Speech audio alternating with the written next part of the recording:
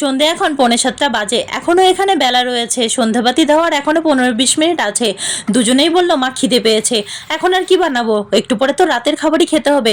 তো গেলাম ফটাফট করে কটা ওই আমাদের বাঙালিদের ফেভারিট পছন্দ করা আলু সেদ্ধ করতে বসিয়ে দিলাম। তার ওপর আবার আজকে হলো শনিবার, নিরামিষ। তো নিরামিষ আর কি বানাবো, কটা আলু সেদ্ধ করে নিয়েছি, একটুখানি আজওয়াইন দিয়েছি, লবণ হলুদ লঙ্কার গুঁড়ো দিয়ে কিছুটা কর্নফ্লাওয়ার মিক্স করে ধনেপাতা দিয়ে ভালো করে মেখে নিয়েছি। তারপর একটু হাতে তেল নিয়ে এরকম করে লম্বা লম্বা করে বানিয়ে নিয়েছি। আমি কিন্তু হাফ চামচ তেলও নিয়েছিলাম মাখাটার সাথে, না হলে না হাতে চিপকে যাচ্ছিল, তো ওটা আমি ক্যামেরায় নিতে ভুলে গেছি। তারপর একটু হাই ফ্লেমে ক্রিস্পি করে ভেজে নিয়েছি।